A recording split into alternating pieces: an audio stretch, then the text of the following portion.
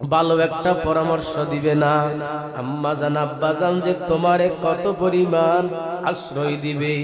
বন্ধুর বাড়িতে 2 দিন রাখবে, ভাইয়ের বাড়িতে 2 দিন রাখবে, এর পরের দিন রাখবে না। বলবে তোর মতো বন্ধুর দরকার নাই, আমার বাবার টাকা কামাইয়া রুজি দিয়ে তুই কানা খাবি, এইটা আমি সহ্য করতে পারি না। এরকম বলিয়া বন্ধু বন্ধুকে আগাইয়া দেয়, বন্ধু বন্ধুকে বাহির করিয়া দেয়।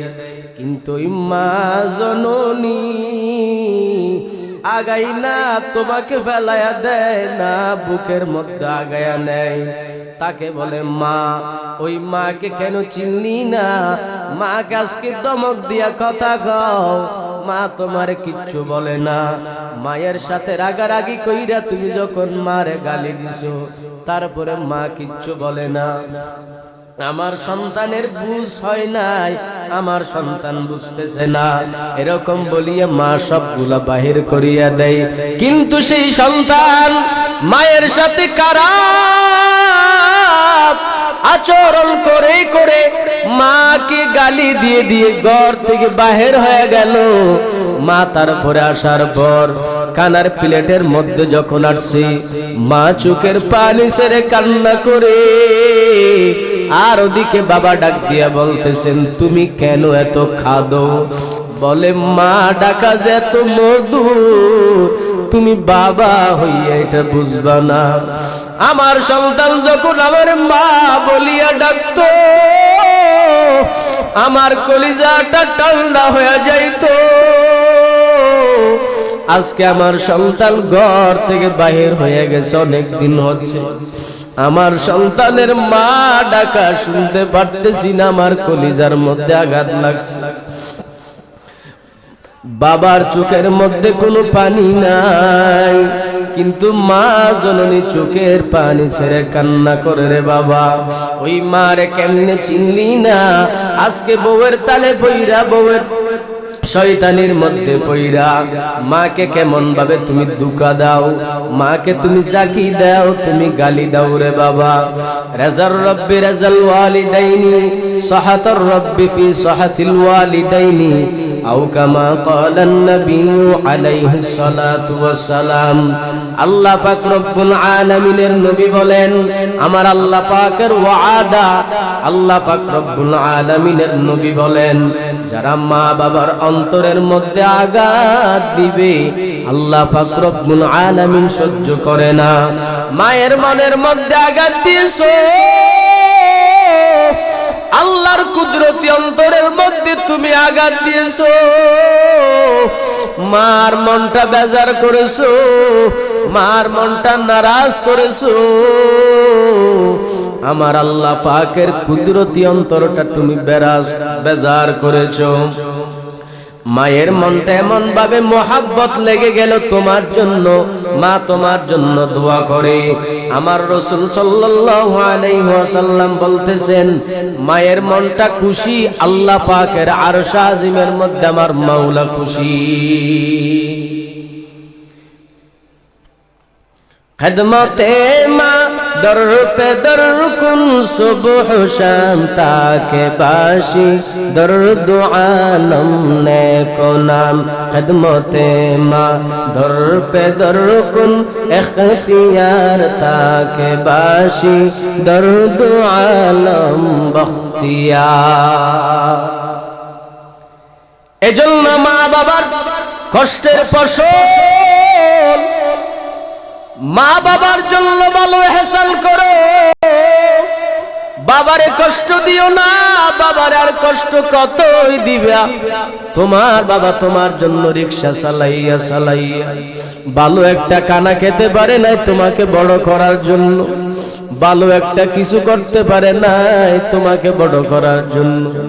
সেই বাবার আজকে ছিল না, সেই মার আজকে ছিল না। মারে তুমি গালি দাও, বাবারে তুমি গালি দাও, মায়ের মনে আঘাত দিও না। ইতিহাস বিদ্রায় লেখা আছে, রাসূলের সাহাবী হযরতে আলকামা রাদিয়াল্লাহু তাআলা আনহু, জলিল কদর সাহাবী আল্লাহর পয়গম্বর জনাবে মুহাম্মদুর রাসূলুল্লাহ সাল্লাল্লাহু আলাইহি ওয়াসাল্লামের হাতে গড়া একজন সাহাবী আল্লাহর পয়গম্বর জনাবে মুহাম্মদুর রাসূলুল্লাহ সাল্লাল্লাহু আলাইহি ওয়াসাল্লামের কাছে এলান চলে আসছে। সাহাবায়ে কেরামরা কিছু সাহাবায়ে কেরামরা বলতেছেন, ইয়া রাসূলুল্লাহ, ইয়া হাবিবাল্লাহ, আলকামার জবান দিয়ে কেন কলমা বাহির হয় না? আল্লাহর পয়গম্বর ডাক দিয়া বলতেছে, আলকামার কি হলো? আলকামার জবান দিয়ে কেন কলমা বাহির হয় না? কালিমায়ে শাহাদাত কেন বাহির হয় না?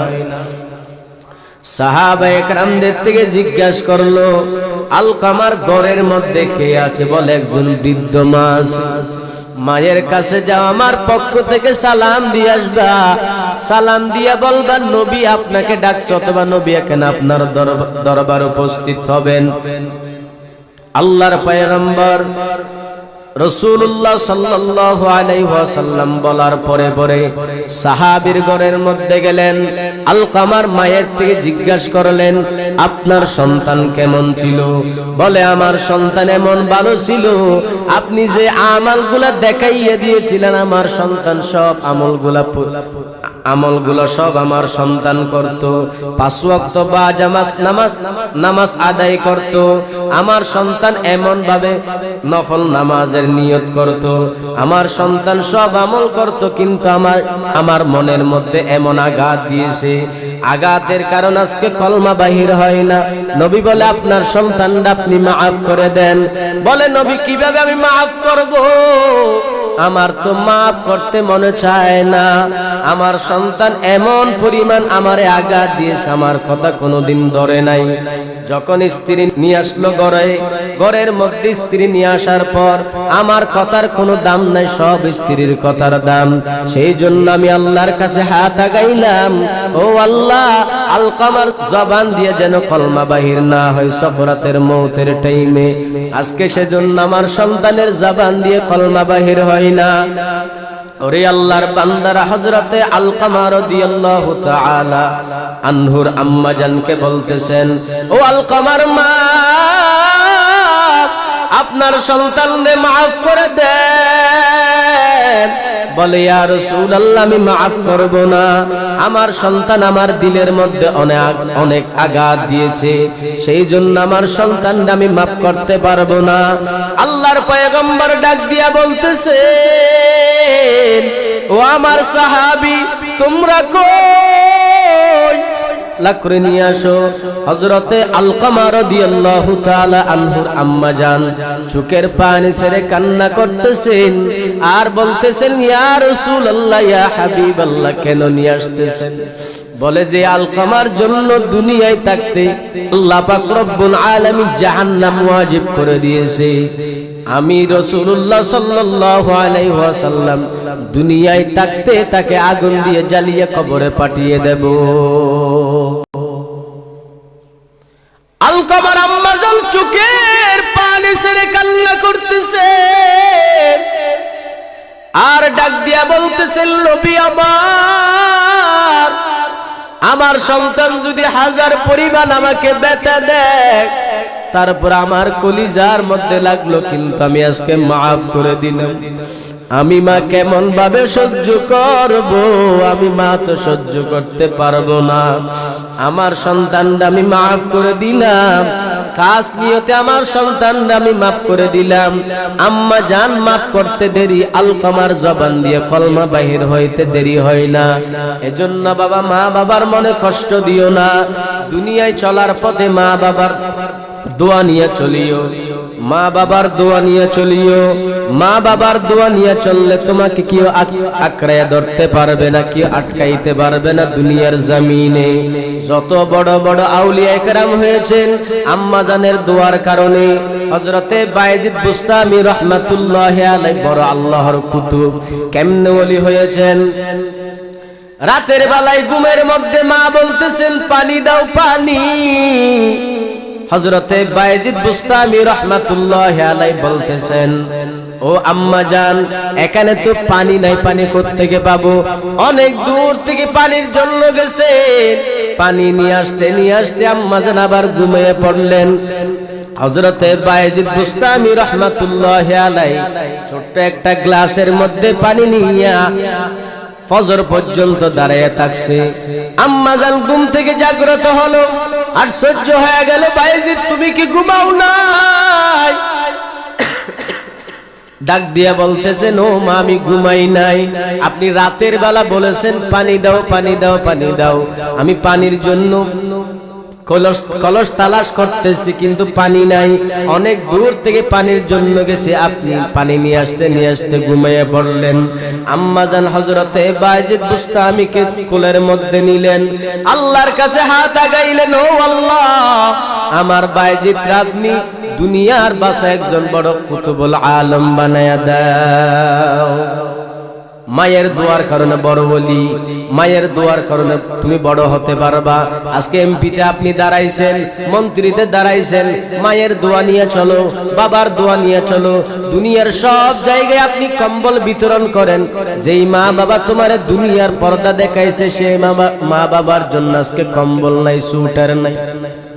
হাজারো মানুষ এরকম আছে, বউ নিয়ে আরামে ঘুমাই, আম্মাজানের সাথে কোনো কথা নাই। আম্মাজান গ্রামের অঞ্চলের মধ্যে একটা ঝুপড়ির মধ্যে থাকে, কিন্তু মায়ের সাথে কোনো কথাই কয় না। সবাইকে কম্বল বিতরণ করে, আগে তোমার মাটা তুমি পৌঁছায় দাও। হাজারো হাজারো মানুষের কম্বল দিলে কিন্তু কোনো কাজ হবে না। আম্মাজানের প্রাপ্যতা আম্মাজানকে দিয়ে দাও।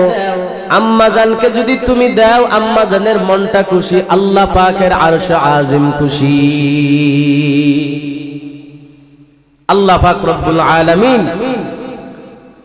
আমাদেরকে মা বাবার খেদমত করে সুসন্তান বানার জন্য তৌফিক দান করুক। সকলে বলেন আমিন। ওয়া আখিরু দাওয়ানা আলহামদুলিল্লাহি রাব্বিল আলামিন। আসসালামু আলাইকুম ওয়া রাহমাতুল্লাহ। আলহামদুলিল্লাহ, এতক্ষণ পর্যন্ত আমাদের সামনে অত্যন্ত গুরুত্বপূর্ণ তাকরীর পেশ করলেন হযরত আল্লামা হযরত মাওলানা উসমান হায়দার সাহেব মাদ্রাসাতুল। প্রিয় উপস্থিতি, আমরা যারা এদিক সেদিক ঘোরাফেরা করতেছি, আমরা এদিক সেদিক ঘোরাফেরা না করে